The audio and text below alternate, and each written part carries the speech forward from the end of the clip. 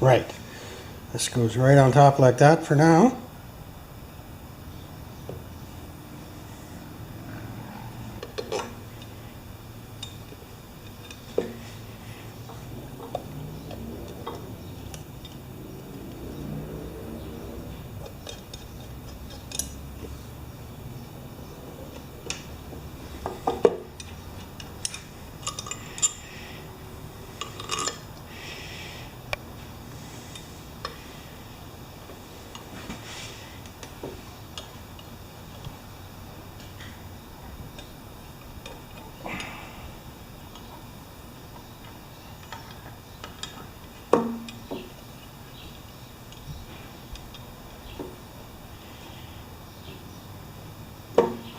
Good.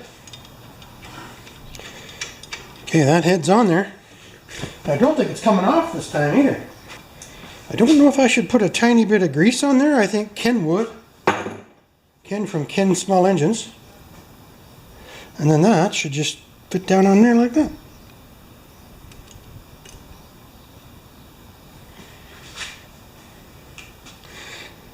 Okay, let's take a break. We are almost there. All right, so the instructions say to torque the head to 225 inch-pounds. And I thought, oh man, last time I did it at 20 foot-pounds. It must have been a different web page or something, but 225 inch-pounds is 18.5 foot-pounds, which is darn close. So we're just going to carry on. I've got to put these last two caps on the top over here. I don't know which one was which.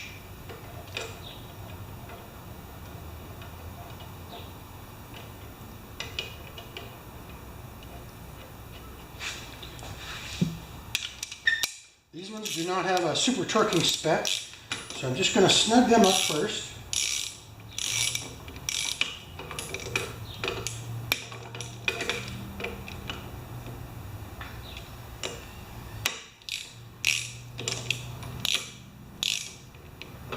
Good. Now, 200, so I'm going to go to 20 foot-pounds. Half-inch socket, or a half-inch by 3/8. Yes. And we do a crisscross pattern, and I'm going to put an extender on that just because life is easier when you have an extension. So, inside to outside, I think. What do you guys think? I think it'll happen no matter what. But first I'm going to snug them.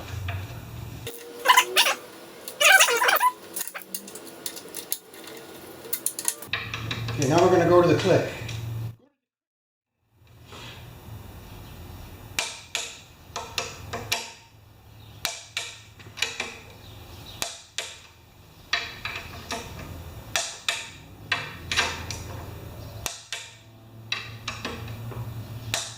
And one more time.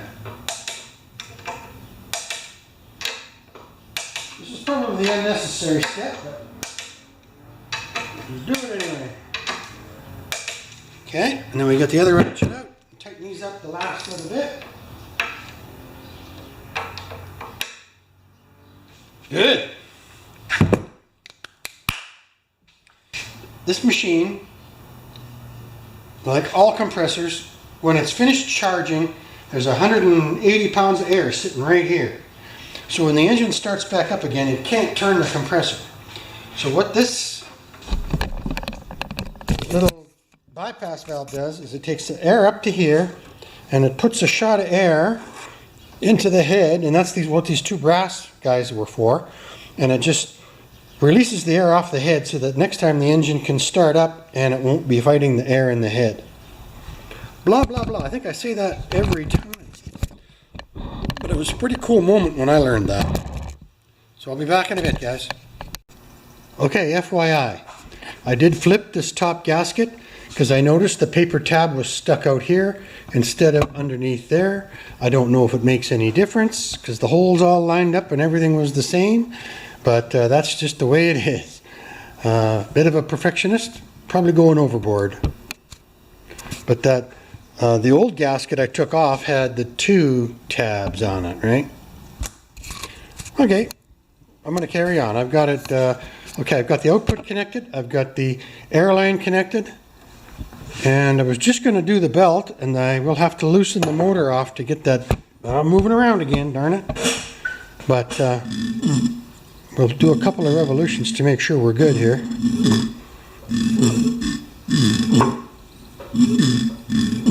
I can feel the compression on both cylinders.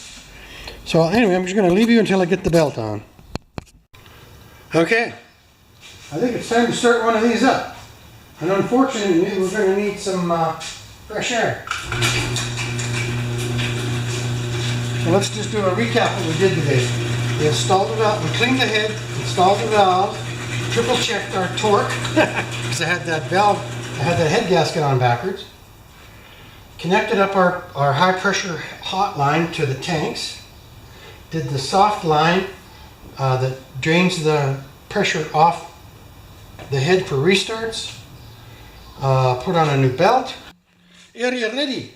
So we got to go to choke, on, and I'm going to get some earplugs. Because when these things start, sometimes you end up fiddling around with them for half an hour, and they are loud. And I just talked to the neighbor about the noise. Choke.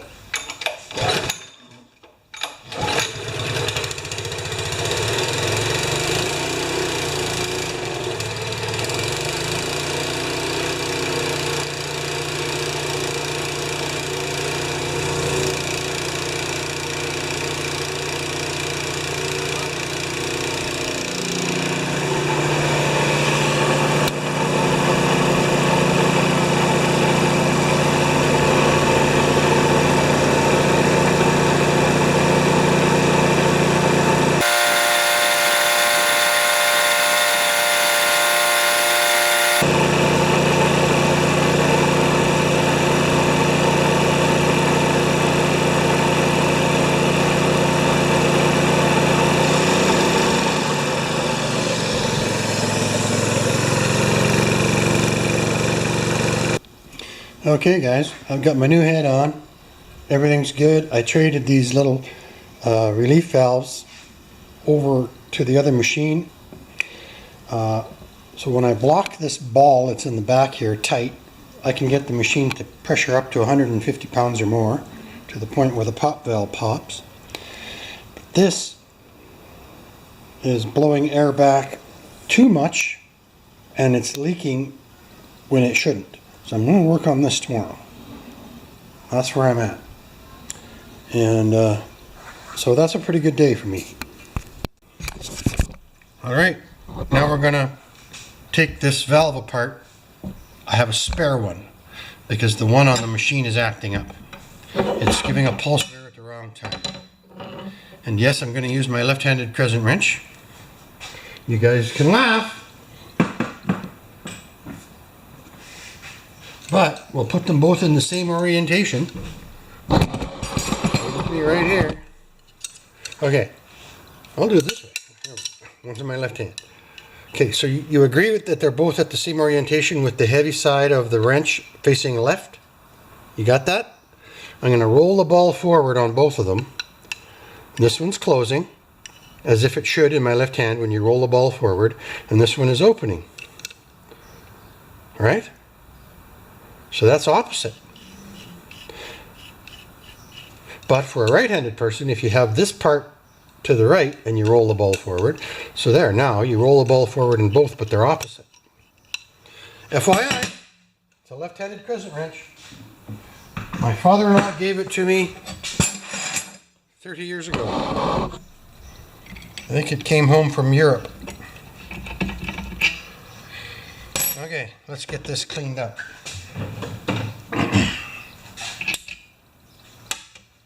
I don't even know how dirty it is. Not bad.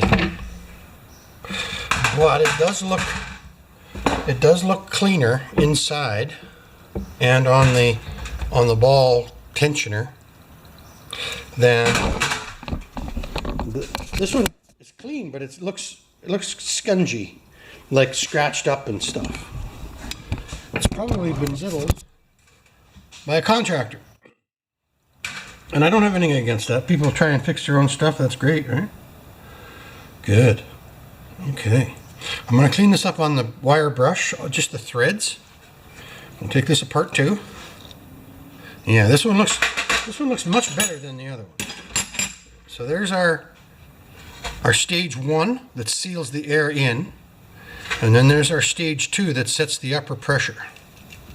And we'll try and go through this before we continue. So I'll be right back. Okay, let's see how much scudge we get out of here. A little bit.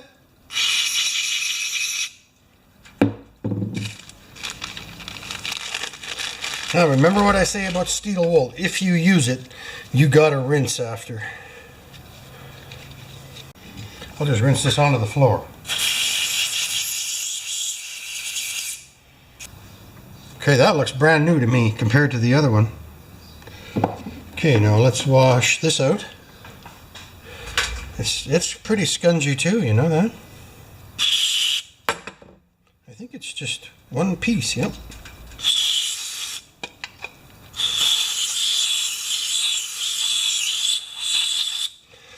So these are clogged up with that famous yellow goo that seems to invade every air compressor on Earth.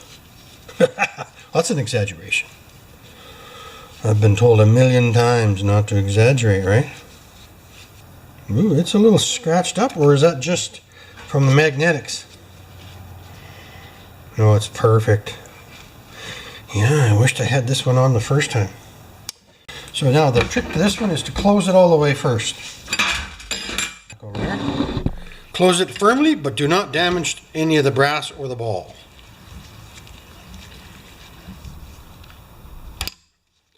Let's just see. Can I blow air through it? No. That's usually a close sign, right? We'll make sure that ball is still in the right place. Yep.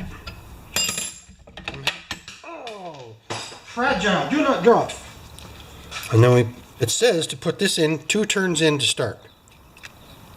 Okay. So where's an identifiable mark? Right there. Half, 1, half, 2. Good. She's ready to go, guys. I'm going to install this on the machine and we're going to see how it goes. We stick this in like this. We pressure up the compressor to 125 pounds. And then we loosen this off 1/4 of a turn right here, this one here. This is your adjuster, this is your lock. 1/4 of a turn and lock it. And then we turn this in so that we hear a psh, and that's the pulse of air that deloads the head on the compressor. Deloads means takes the pressure off and also puts us to neutral on the gas. So let me get to work. Alright, you might as well watch me take this apart.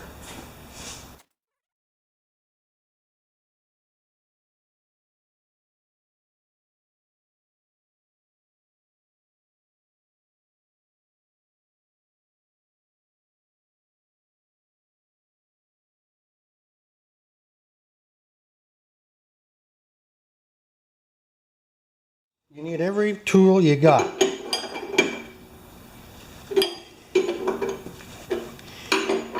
It's not perfect, but it worked. It was loose.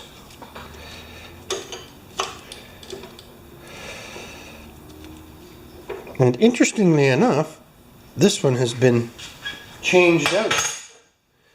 This one has the natural threads, and this one's been female to male. Isn't that interesting? I wonder if that's part of our issue. I wonder if I should stick that last gauge on. You know, I'm not that confident.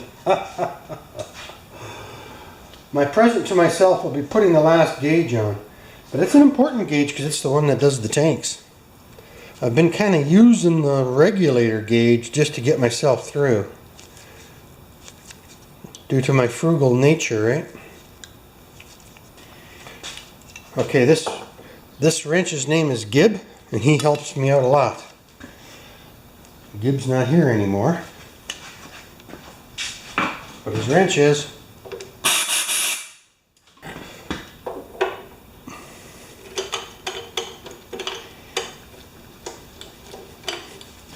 Good. Now, with all things air, you have to really pay attention to where this hole ends up. I'm getting close. I think I'm going to go about there. We need to take this off to use that, right? Okay, I'm going to turn you off because I have to clean this up, get these threads cleaned up. Bang, bang. Yes, this one has no seat for the flexible hoses, so this is the one to use right here.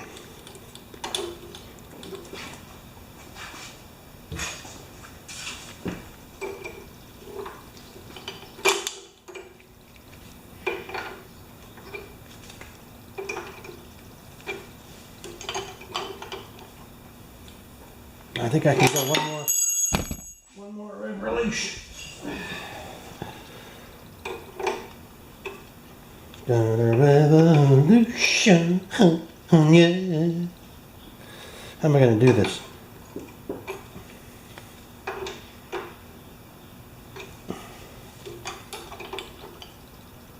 It's a little tight, but I want it to go right about there. For this bottom one here. Right? And this top one right there. And I think I can still change that gauge. Alright, I've just undone the two air pieces and I'm going to take, we've got quite a bit there, eh? I'm going to take probably 3 or 4 threads off of there. It's funny when you're looking at it, it's over here, but so I'm just going to use the grinder, going to go slow, and then we'll clean it up so that I can put it back in. When you look down in there, there isn't that much space when you consider how deep that goes. So that was in there touching that stuff. Okay, so when you take off a little bit of length on an NPT, they get a little fatter as you go. So you got to be careful. And only one of these holes has no receptor for a ferrule. Like if you look in there, demo! If you look in there, there's a receptor for a ferrule, and in that side too, and there isn't in this one. So I tested it on a 1/4 inch NPT female, and it's about 3 to 4 threads in. So that's good. That's all we got. That's all we've got room for. I think if we come around to the front, we'll be good. I might have to use a different wrench. I don't know. You okay? I'm just using a 3/8 because that's what almost works, right? There we go.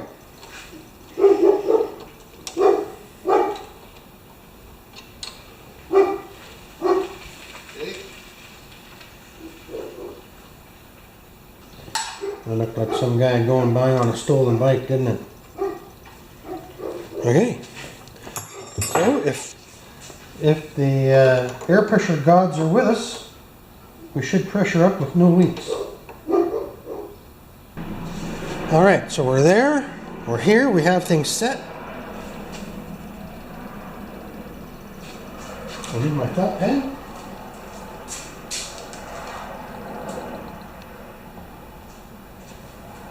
I think we're ready to fire this bad boy up. Let's do a fuel check.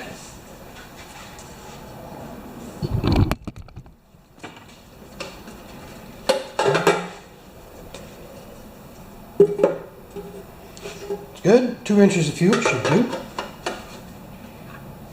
And we'll get it warmed up, and if everything is good, we'll get the oil changed. So we've got the new valves in. We've got this rethreaded to a proper depth. I think I'm going to put my safety glasses on here just to get things started. On. Am I missing anything? I'll take this out for now. That's just an adapter to an adapter. Air filter's on now. You might have noticed that. So I think we're good. Let's give it a try. Choke!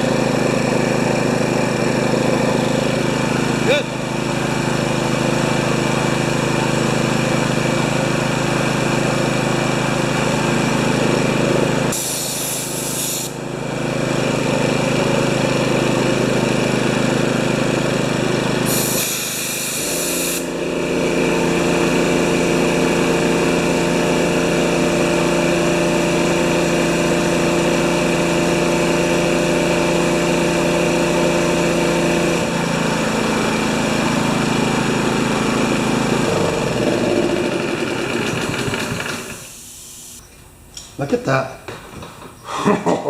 Now to restart, if we're up into this pressure between the two dots on here, you have to let the pressure, did you hear that? You let the pressure go, and you can start the engine while it's pressured up, just by turning this forward, right there, from there to there. Do it again.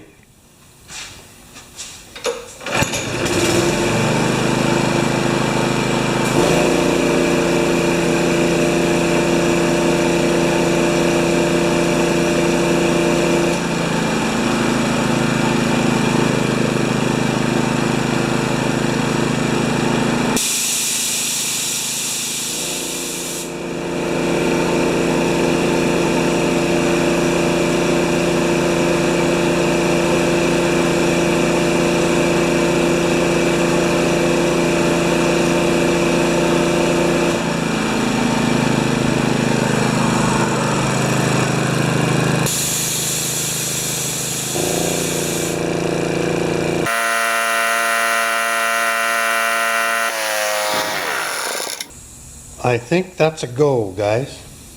So do I change out those valves underneath or not? I don't know. They take such a beating.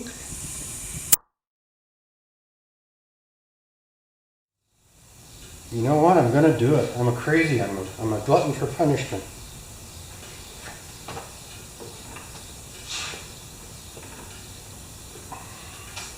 Yep, we're gonna do it. Be back. What I'm talking about is when you go to these quarter turn valves for a compressor, life is just wonderful. So I'm going to do that. There they are. Beautiful. Let's take a picture of that.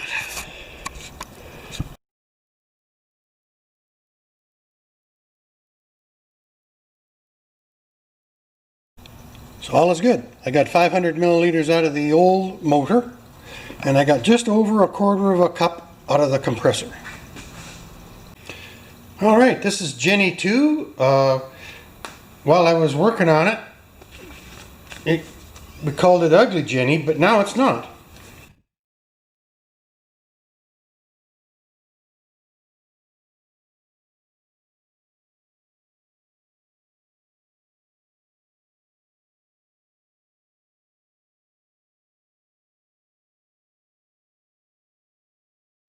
And on this one, new air filter and housing on the engine.